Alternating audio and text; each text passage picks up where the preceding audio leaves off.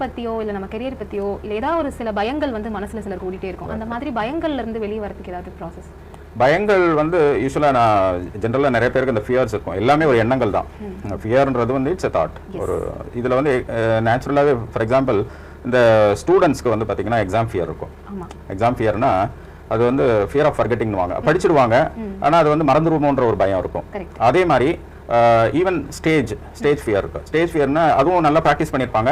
அங்கே ஸ்டேஜ்ல ஏறின உடனே நம்ம ப்ராக்டிஸ் பண்ணதெல்லாம் மறந்துருமோன்ற அந்த ஒரு பயம் இருக்கும். அதே மாதிரி ஈவன் வந்து ஸ்போர்ட்ஸ் பர்சன்ஸ் அவங்களுக்கு வந்து தே ஹேவ் மேட்ச் ஃபியர்னுவாங்க. அதாவது நல்ல ப்ராக்டிஸ் மேட்சஸ்லாம் நல்லா பண்ணுவாங்க. பட் ஒரு இம்பார்ட்டன்ட் மேட்ச் ஒரு ஃபைனலோ இல்லை செமி ஃபைனலோ அதுன்னு போது ரொம்ப கான்ஷியஸ் ஆயிடுவாங்க. கான்ஷியஸ் ஆகும்போது அந்த ஃபியர் வருது.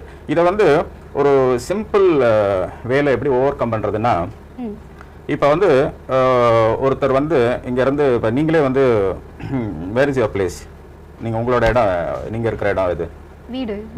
ஓகே, வீட்டில் இருந்து உங்களோட ஆஃபீஸ்க்கு போகிறீங்க. நீங்கள் ஒரு 2 வீலரில் போகிறீங்க. ஓகே, 2 வீலரில் போயிட்டு இருக்கீங்க. அப்போ வந்து நீங்கள் வேற எண்ணங்களில் இருக்கீங்க.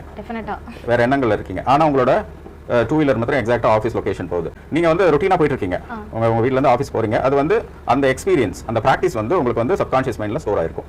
உங்களோட ஆழ் மனதுல ஸ்டோர் ஆயிருக்கு. ஓகே, சோ பட் வந்து அதனால வந்து நீங்க வேற எண்ணங்கள்ல இருந்தா கூட நீங்க வந்து உங்க ஆஃபீஸ் போயிடுறீங்க. ஸோ இந்த ஒரு சின்ன ஒரு உதாரணத்தை வச்சு நீங்க வந்து நிறைய ஃபியர்ஸ் ஓவர் கம் பண்ணலாம். முக்கியமா வந்து இந்த ஸ்டூடெண்ட்ஸ்க்கு வந்து ஃபியர் ஆஃப் ஃபர்கெட்டிங்றாங்க இல்லையா, எக்ஸாம் ஃபியர். இதுல வந்து அவங்களுக்கு என்னென்ன படிச்சிடறாங்க, எல்லாம் வந்து அவங்களோட ஸ்டோர் ஆயிருக்கு. ஆனா எது அவங்களை தடுக்குதுன்னா மறந்துருவோமோன்ற பயம். அந்த பயம்ன்றது எண்ணம். அந்த எண்ணத்தை வந்து நீங்க வந்து வெறுமைப்படுத்திட்டீங்கன்னா ஆட்டோமேட்டிக்கா என்ன ஆகும்னா உங்க சப்கான்ஷியஸ் மைண்ட்ல இருக்க பிராக்டிஸ் வந்து வெளியில வந்து ஈஸியா எழுதலாம்.